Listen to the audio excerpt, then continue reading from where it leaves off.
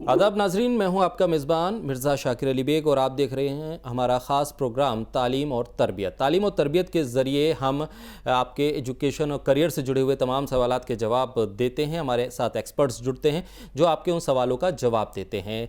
Telephone lines हमारी खुली रहती हैं। आपका करियर से जुड़ा हुआ जो भी सवाल हो आप इस टेलीफोन लाइन के ज़रिए हम तक पहुँचा सकते हैं। आज हम बात करेंगे digital media, digital platform, digital युग में और इस एरा में हम डिजिटली किस तरह से अपने करियर को आगे बढ़ा सकते हैं। उससे जुड़े हुए अगर आपके कोई सवाल हैं तो आप हमारे इन टेलीफोन नंबर्स पर कॉल करके हम तक पहुंचा सकते हैं। आज हमारे साथ डिजिटल मार्केटिंग एक्सपर्ट प्रशांत खरे जी हमारे साथ जुड़े हुए हैं। सर, आपका बहुत बहुत इस्तकबाल है तहज़ीब टीवी के इस खास प्रोग्राम में। जी शुक्रिया। प्रशांत सर, बातचीत हम शुरू करते हैं। डिजिटल युग की हम बात करते हैं। हम कहते हैं कि ये वक्त डिजिटल एरा का है और डिजिटल हर चीज़ हो रही है। ऐसे वक्त जी में डिजिटल प्लेटफॉर्म को, डिजिटल मीडिया को किस तरह से करियर के तौर पर एक स्टूडेंट आगे बढ़ा सकता है, ख़ास तौर पे वो स्टूडेंट जो अभी एक 12th का कोर्स करके अभी पास आउट हुआ है और वो अपने करियर को आगे बढ़ाने की जद्दोजहद पे है। वो कोशिश कर रहा है कि वो किसी तरह से एक एस्टेब्लिश करियर की तरफ आगे बढ़े। उसके लिए क्या कुछ तैयारियां उस स्टूडेंट को करनी चाहिए, किस तरह से फोकस करना चाहिए? देखिए, अगर हम बात करते हैं 12वीं पास बच्चे की, जो अभी अंडर ग्रेजुएट प्रोग्राम में एडमिशन ले रहा है, या फिर कुछ ऐसा बच्चा है जो वो चाहता है कि मैं पढ़ाई के साथ साथ कुछ अपने स्किल सेट पे काम करूं और मुझे थोड़ा सा अपने आप को ग्रूम करने के बाद और कुछ काम मिल जाए फ्रीलांसिंग का या फिर किसी कॉर्पोरेट वर्ल्ड में। तो ये बहुत सही टाइम है, क्योंकि ये जो जनरेशन है इनको डिजिटली हमें बहुत ज़्यादा सिखाने की जरूरत नहीं है, क्योंकि ऑलरेडी इक्विप्ड है। जो चीज आप बात करेंगे डिजिटल चीजों की, फिर डिजिटल क्या है, मतलब अगर आप देखेंगे तो सोशल मीडिया प्लेटफॉर्म हुआ, गूगल प्लेटफॉर्म हुआ, इन सारी चीजों को जिसने अच्छी चीजें तरीके से समझ लिया है, उसकी इंटीग्रिटीज को समझ लिया है और ये समझ लिया है कि इसका सही उपयोग कैसे करना है, वो बच्चा इस फील्ड में करियर बहुत आसानी से बना सकता है। क्योंकि डिजिटल अगर आप बात करते हैं डिजिटल ट्रांसफॉर्मेशन की, तो डिजिटल ट्रांसफॉर्मेशन एक बहुत वास्ट फील्ड है जिसमें सिर्फ सोशल मीडिया ही नहीं आता, जिसमें टेक्नोलॉजी भी आती है। ठीक है, अब जो चीज आपको स्क्रीन पे दिख रही है, वो स्क्रीन के पीछे कैसे उस पर काम हो रहा है, that is also the digital part. But अगर हम बात करते हैं कि बहुत सेमी स्किल्ड, स्किल्ड, तो there are three categories in the field of digital. एक वो चीज जैसे कि आपको दिखाई जा रही है, उसको बनाने से पहले उसका क्या कैसे काम हो रहा है, और उस पूरे प्लेटफॉर्म को तैयार करने के लिए क्या काम हो रहा है। तो हर जगह एक अलग अलग लेवल का स्किल सेट है। तो मैं उस स्किल सेट को थोड़ा सा डिवाइड करके और आपको एक्सप्लेन करूंगा। पहला स्किल सेट होता है कि आपके सामने कोई चीज प्रेजेंट की, सपोज आपको कोई वीडियो आपने देखा, किसी चीज को, कोई इंफॉर्मेशन के लिए आपने कोई वीडियो देखा और उसको किस तरीके से किसी कंपनी ने क्रिएट किया। लेट्स से अगर हम बात करते हैं कि एक साइबर सिक्योरिटी कंपनी है। अब साइबर सिक्योरिटी कंपनी आपको अवेयर करना चाहती है एक क्रिएटिव वीडियो के थ्रू, तो उसके लिए उनको ग्राफिक डिजाइनर, उनको एनिमेशन वाले स्टूडेंट्स चाहिए होंगे। अब कोई स्टूडेंट जिसके पास अच्छी क्रिएटिविटी है, जिसकी अप्रोच है कि वो कुछ क्रिएट कर सकता है, वो अगर एनिमेशन की फील्ड में या क्रिएटिव की फील्ड में कुछ काम कर लेता है और उसको उसने कुछ पोर्टफोलियो तैयार कर लिए, लेट्स से अपने 5 से 7 बच्चों ने पोर्टफोलियो तैयार की और उनको ले जाकर के वो किसी भी डिजिटल एजेंसी में प्रेजेंट करेगा, तो उसको जाहिर है कि बहुत आसानी से काम मिल जाएगा और काम बहुत है। सेकंड आता है कि भाई अब आपने एक तो क्रिएटिव कर लिया, भाई आपने कोई चीज आपको सामने प्रेजेंट हो गई, आपने फोटोशॉप सीख लिया, आपने सीडीआर सीख लिया, आपने कैनवा पे काम करा, किसी भी तरीके का। आज की डेट में जो सबसे ज्यादा पॉपुलर है, अगर हम इंस्टाग्राम की बात करते हैं, तो वहां पे वीडियो कंटेंट बहुत पॉपुलर है और वो अट्रैक्ट करता है कस्टमर को, कि अगर आप कोई चीज वीडियो के फॉर्मेट में देख रहे हैं तो that becomes very easy. So you can learn something into the video editing field, learning of the various tools which that will help you, कि आपने उसको कैसे सीखा, कैसे करा, और उस पर आपने एक प्रेजेंटेबल मटेरियल पब्लिक को शोकेस किया। तीसरी चीज आती है आपकी सोशल मीडिया प्लेटफॉर्म को कैसे ऑपरेट करना है, उनको ऑप्टिमाइज कैसे करना है। अब एक स्टूडेंट एज अ प्रोफेशनल अपना लिंक्डइन का प्रोफाइल जब बनाता है, जो लिंक्डइन एक सोशल नेटवर्क के साथ साथ एक प्रोफेशनल नेटवर्क भी आपको अलाउ करता है कि भाई आप अपना प्रोफेशनल नेटवर्क भी उसे डेवलप कर सकते हैं। अब आपका प्रोफाइल अगर लिंक्डइन पे इस तरीके से मेंशन है कि भाई आपके पास फोटोशॉप की नॉलेज है, आपके पास वीडियो एडिटिंग की नॉलेज है, आपने सोशल मीडिया हैंडल्स पे काम किया हुआ है, तो जब भी कोई कंपनी आपको रिक्रूट करना चाहेगी या फ्रीलांस असाइनमेंट देना चाहेगी, तो वो ये देखेगी कि हाँ भी इस बच्चे ने ये काम किया और उसने अपने वो पोर्टफोलियो लिंक्डइन प्लेटफॉर्म के थ्रू प्रेजेंट किए हुए हैं। तो उस बच्चे का जो जिसको कह सकते हैं कि हाँ भी उसके किसी कंपनी में सिलेक्शन होने के या उस बंदे के प्रोफाइल को सिलेक्ट होने के काफी चांसेस बढ़ जाते हैं। फिर सबसे जो डीप लेवल पे चीज आती है वो आती है टेक्निकल डिजिटल ट्रांसफॉर्मेशन। जो प्लेटफॉर्म तैयार हुआ जिसको हम कहते हैं पोर्टल टेक्नोलॉजी। अब आप देखेंगे कि जियो का पोर्टल है या फिर आपका एसबीआई का वेबसाइट का पोर्टल है, कोई भी कंपनी अपना कोई प्रोडक्ट बेच रही है, लेट से ई कॉमर्स वेबसाइट है, वो एक पोर्टल टेक्नोलॉजी के अंतर्गत आता है, जिसमें हम बात करते हैं डेवलपमेंट की। अब वहाँ डेवलपमेंट में जो टेक्नोलॉजीज की बात होती है, तो वो बच्चा जो ग्रेजुएशन कंप्यूटर साइंस की फील्ड में कर रहा है, आईटी में बीटेक कर रहा है, उसके लिए वो कुछ स्किल सेट एक्वायर करने होंगे। जैसे कि अगर सबसे इम्पोर्टेंट पार्ट हम बात करें टेक्नोलॉजी पे, तो आप पीएचपी पे काम कर सकते हैं, आप लारावेल पे काम कर सकते हैं, आप जावा स्टैक पे काम कर सकते हैं। फ्रंट एंड के लिए आप जावा स्क्रिप्ट और रिएक्ट और नोड जेएस पे काम कर सकते हैं। ये टेक्निकल स्किल सेट बहुत इंपॉर्टेंट है किसी भी बच्चे को अगर टोटल डिजिटल ट्रांसफॉर्मेशन को डेवलप करना है। तो ये एक स्ट्रेंथ बिल्डअप करता है किसी भी डिजिटल इंडस्ट्री की। तो मैंने आपको तीनों एस्पेक्ट बताए जी। जो कि बिगिनर से लेकर के हायर लेवल तक चले जाते हैं। सर, अगर डिजिटल मार्केटिंग और जिस तरह से आपने एक्सप्लेन किया है कि एक बहुत बड़ा कैनवस है, डिजिटल मार्केटिंग हो या डिजिटल मीडिया हो, उसका एक बहुत बड़ा कैनवस है और उसमें कहीं पर भी हम स्कोप ढूंढ सकते हैं, तलाश कर सकते हैं।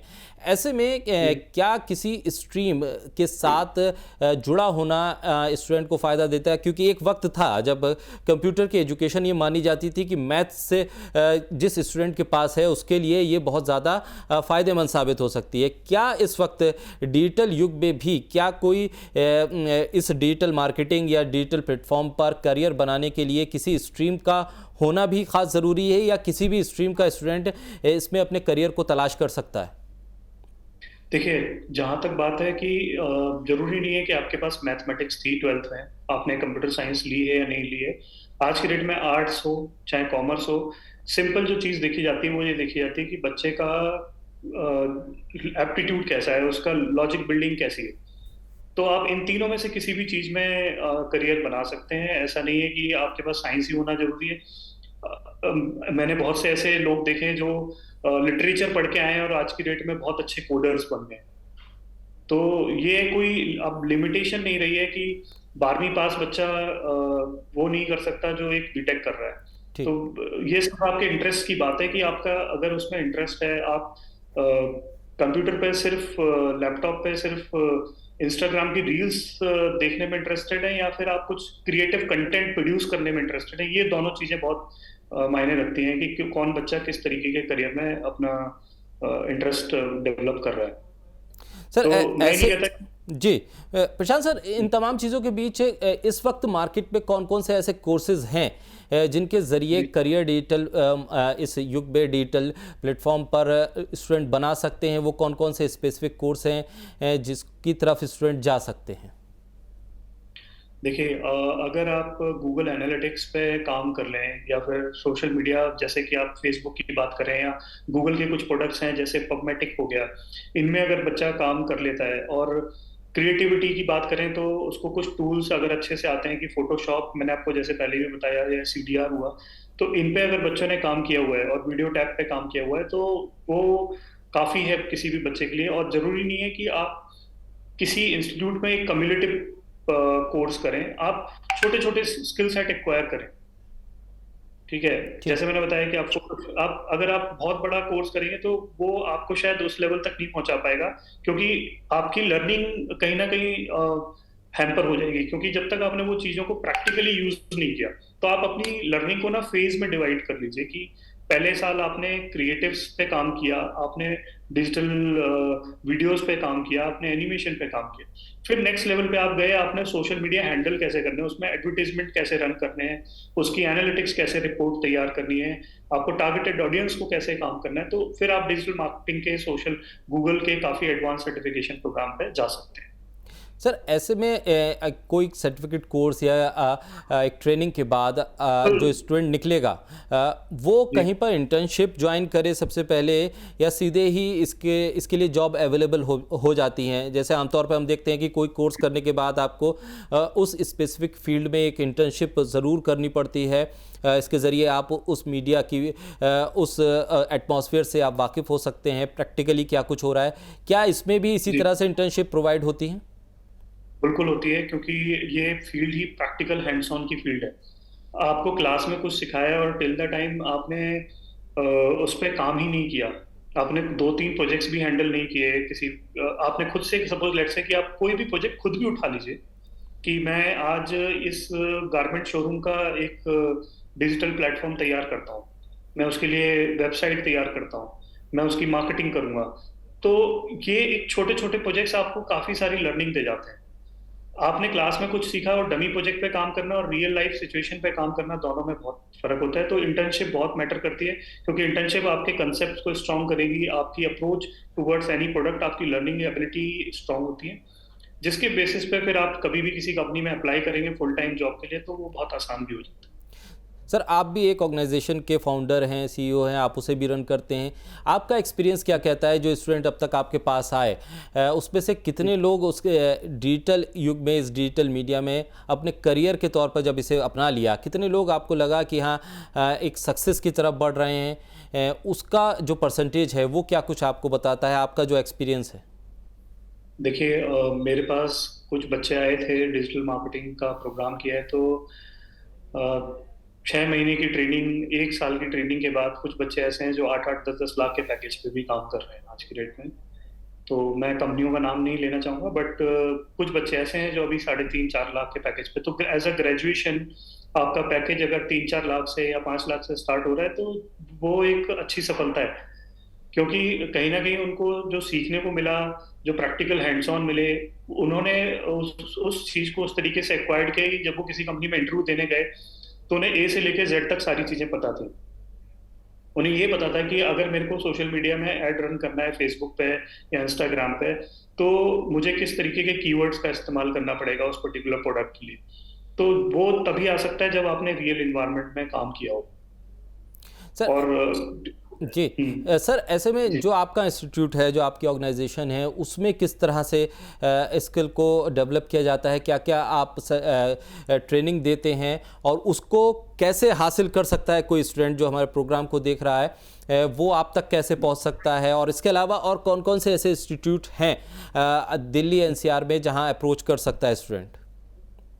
देखिए, आप अगर बात करें मल्टीमीडिया के कोर्सेज के लिए तो आप एरेना हुआ, मैक हुआ, इन इंस्टीट्यूट पे जा सकते हैं। यहाँ पे काफ़ी अच्छे कोर्सेज अवेलेबल हैं, इनकी काफ़ी सालों की एक्सपर्टीज भी है।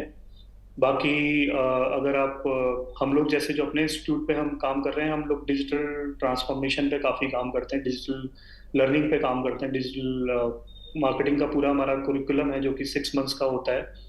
और उसके बाद बच्चों को जॉब अपॉर्चुनिटीज भी दी जाती हैं, जिसमें आप ये समझिए कि कोई भी, शायद कोई बच्चा रह जाता होगा कोर्स करने के बाद जिसकी जॉब ना लगती हो। प्लस हम लोग टेक्नोलॉजी पे भी बच्चों को ट्रेन करते हैं, कि जैसे मैंने बताया कि digital world not only depends on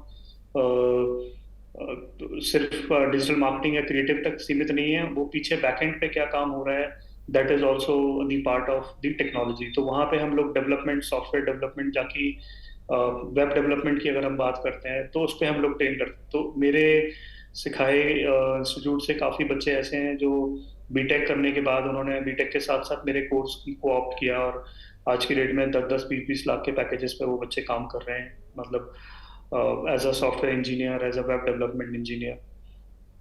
sir ऐसे में जब कोई भी स्टूडेंट इस तरह से डिजिटल मार्केटिंग या डिजिटल जो मीडिया है उसकी तरफ अप्रोच करता है, तो एक सवाल ये भी आता है पेरेंट्स के दिमाग में कि दरअसल इसकी फ़ीस क्या है, क्योंकि हम देख रहे हैं कि आज के वक्त में लाखों रुपए की फ़ीस देने के बाद भी स्टूडेंट्स के पास रोज़गार नहीं है, उनके पास जॉब नहीं है, और ऐसे में वो परेशान होते हैं। फिर अगर जॉब की गारंटी अगर डिजिटल मीडिया या डिजिटल प्लेटफॉर्म के ज़रिए मिल रही है, तो फिर इसकी फ़ीस क्या कुछ है? क्या वो एक मीडियम क्लास फैमिली के बजट में आ रही है?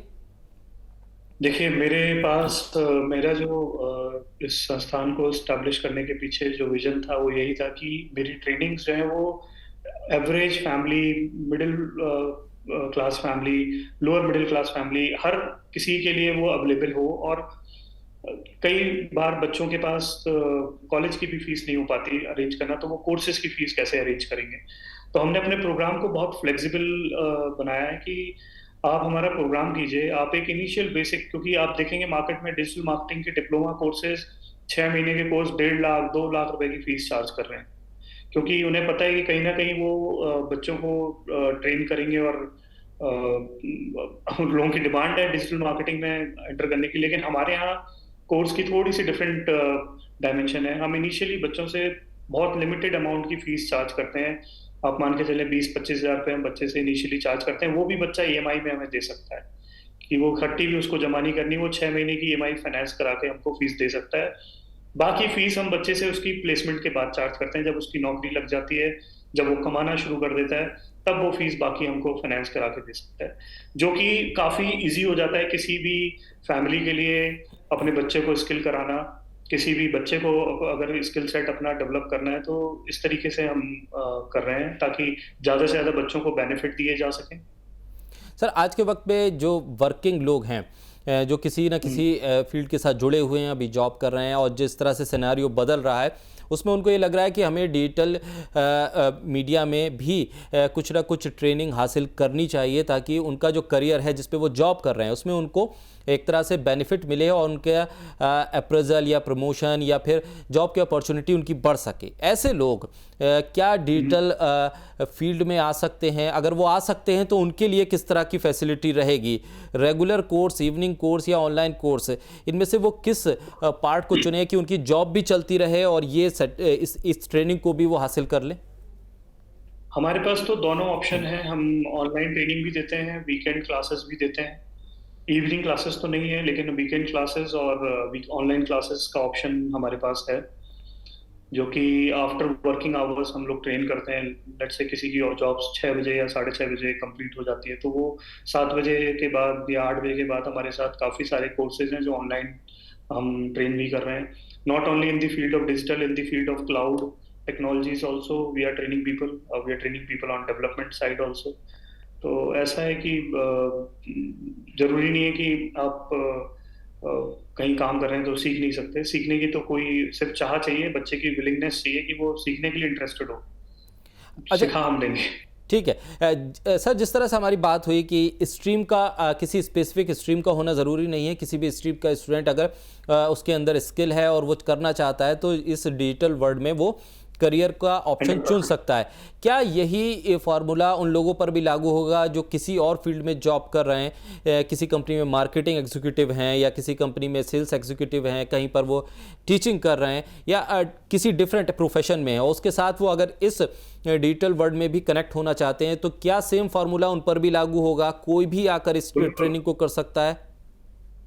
बिल्कुल हो सकता है, क्योंकि कहीं ना कहीं आप देखिए डिजिटल वर्ल्ड में काम कर रहे हैं और आपके डिजिटल प्रोफिशिएंसी में सिर्फ सोशल मीडिया हैंडल्स नहीं आते हैं, आपके ईमेल एटिकेट्स भी आते हैं। ईमेल आप ऑफिशियल एनवायरनमेंट में काम कर रहे हैं और अगर आपने ईमेल पे काम नहीं किया, अगर आपको अपना ईमेल पे कैसे मास मेलिंग करनी है, कैसे उसको ऑप्टिमाइज करना है, या फिर आप समझ लीजिए कि डिजिटल वर्ल्ड में जितने भी टूल्स हो सकते हैं, क्योंकि आप जब देखेंगे कि काम सारा वर्चुअली होता जा रहा है, कई कंपनियां अलाउ कर रही हैं कि आप अपने वर्क फ्रॉम होम कर सकते हैं, तो उस केस में आपका डिजिटल प्रोफिशिएंसी इंक्रीज होना बहुत एक वैलिड सपोर्ट होता है। ऑफ कोर्स जो बच्चे लोग सेल्स की फील्ड में काम कर रहे हैं, जो आपका मार्केटिंग में काम कर रहे हैं, तो उनको अपने स्किल सेट को एनहांस करने का एक अच्छा समय है कि आप उस पे स्किल सेट पे काम करिए और अपने ऑर्गेनाइजेशन में आप एज अ ग्रोथ भी, क्योंकि आपके पास कुछ प्रेजेंट करने के लिए होगा तो ही आप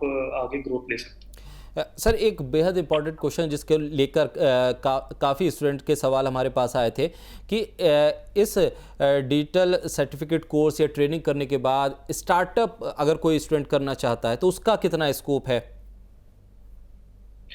देखिए कोई भी काम करने से पहले आप स्टार्टअप भी अगर कर रहे हैं तो आपको एक टीम तो डेवलप करनी ही होगी।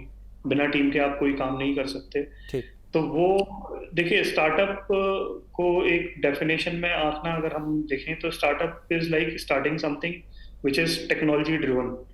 अब आपके पास एक स्किल सेट है, आपने चार लोग और ढूंढे मार्केट से और उनके पास वो स्किल सेट है, और आपने कंबाइन करके एक ऐसी सर्विस, ऐसा प्रोडक्ट तैयार किया जो कि सोशल नीड को सॉल्व कर रहा है, किसी भी तरीके की सोशल नीड को सॉल्व कर रहा है, जो मानवता की कोई ना कोई समस्या का हल निकाल रहा है। तो वो स्टार्टअप करने का पूरा स्कोप है, सिर्फ आपके आइडियाज को इन्फ्यूज और उनको दर्शाने की जरूरत है कि भाई आप दीवार के पार भी देख सकते हैं, तो सॉल्यूशन वहां पर भी है। तो किसी भी तरीके का अगर आपके पास सॉल्यूशन है तो आप डिजिटल वर्ल्ड का इस्तेमाल करके, डिजिटल टेक्नोलॉजीज का इस्तेमाल करके आप वो दे सकते हैं। और अभी आप देखेंगे पिछले 2 सालों में जितनी भी ट्रांसफॉर्मेशन हुई है स्टार्टअप्स ने, जितने भी नए नए टेक्नोलॉजी ड्रिवन platforms आए हैं, they all are equipped with the digital technology built into, so it's a whole cohesive work जिसको कह सकते हैं कि भाई अगर आप स्टार्टअप करना है तो अकेले डिजिटल नहीं, आपको पूरी टीम चाहिए होगी। तो उसमें आपको टेक्नोलॉजी की भी सपोर्ट रिक्वायर्ड होगी, उसमें आपको डिजिटल मार्केटिंग की भी रिक्वायर्ड होगी, आपको उसमें प्रेजेंटेशन स्किल्स भी रिक्वायर्ड होगी। तो ऑफ कोर्स स्टार्टअप का बहुत स्कोप है। India is doing good.